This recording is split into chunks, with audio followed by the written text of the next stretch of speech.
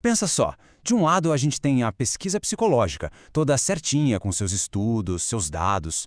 Do outro, a força bruta, primordial, de uma onda de mais de 20 metros. Parece que não tem nada a ver uma coisa com a outra, né? Mas o que conecta esses dois mundos tão diferentes? A resposta, olha, tá na mente de quem se atreve a encarar o impossível. Essa frase é de Andrew Cotton, um surfista de ondas gigantes.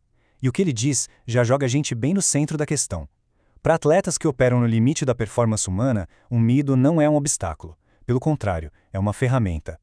E aí fica a pergunta, né? Como é que alguém olha para uma parede de água do tamanho de um prédio, uma força da natureza que pode destruir construções, e decide que vai, sabe, surfar naquilo? O segredo, e essa é a parte mais fascinante, não é não ter medo. É conseguir acessar um estado mental muito específico que a ciência hoje chama de flow. Então, para a gente entender como esses atletas fazem o que fazem, primeiro a gente precisa montar nosso kit de ferramentas. Vamos entrar na zona e entender a ciência que existe por trás desse fenômeno.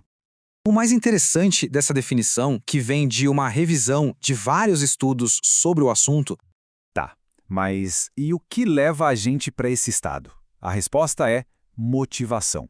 Só que não é qualquer uma. A pesquisa diferencia a motivação extrínseca, que é fazer algo por uma recompensa externa, tipo um troféu, reconhecimento, dinheiro, da motivação intrínseca, que é fazer algo pelo puro prazer da atividade em si.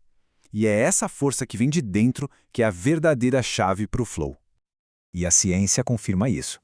Estudos mostram que pessoas com uma personalidade que eles chamam de autotélica, ou seja, gente que encontra a recompensa na própria atividade, como um artista que pinta pelo amor à arte, não para vender o quadro, essas pessoas entram em flow com muito mais facilidade. E tem um ponto crucial: a sensação de ser competente, de ser bom naquilo que se faz, é um gatilho poderosíssimo para esse estado. Ok, vamos deixar a teoria de lado um pouco e ir para o campo de provas. Vamos para Nazaré, em Portugal, o lugar onde a psicologia do esporte encontra a realidade mais extrema do planeta. Mas por que Nazaré? O que tem lá de tão especial? O segredo está debaixo d'água. Existe um cânion submarino gigantesco, 3 vezes mais profundo que o Grand Canyon, que aponta direto para a praia. Ele funciona como um funil, que amplifica a energia do oceano e cria as maiores ondas que se pode surfar no mundo.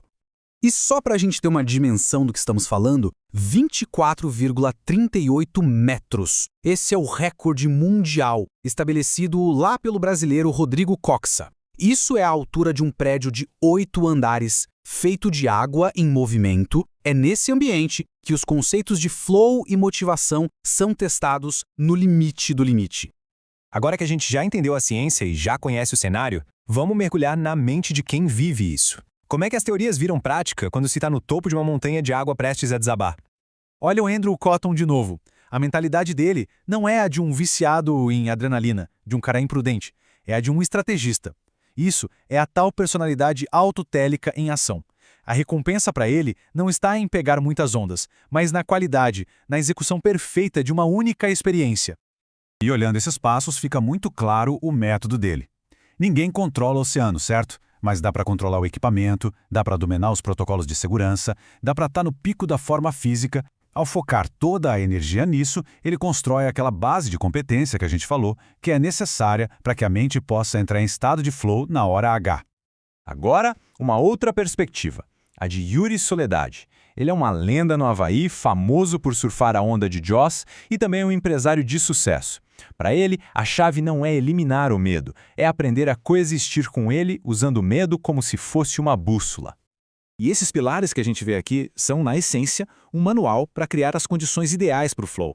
Treinamento mental, atenção plena para estar totalmente presente, saber equilibrar risco e recompensa. Tudo isso prepara o terreno para que, na hora da ação, a mente esteja 100% imersa. E o mais legal é que esses princípios valem tanto para surfar uma onda de 20 metros quanto para administrar um negócio. E agora, uma história que é a definição de resiliência. Em 2013, em Nazaré, a surfista brasileira Maia Gabeira sofreu um acidente terrível. Ela foi engolida por uma onda gigante, quebrou o tornozelo, ficou inconsciente e quase se afogou. As palavras dela revelam a profundidade da luta que veio depois.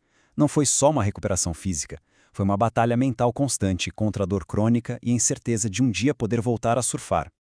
Essa linha do tempo mostra uma jornada que parece inacreditável. Do desastre em 2013, passando por anos de cirurgias e uma reabilitação muito dura, até janeiro de 2018.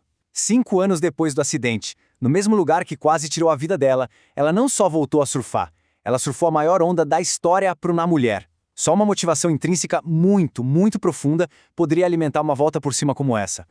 Então, o que a gente pode aprender com a ciência e com as histórias desses atletas? Como é possível pegar esses princípios e aplicar na vida da gente? A fórmula do flow parece ser essa, né?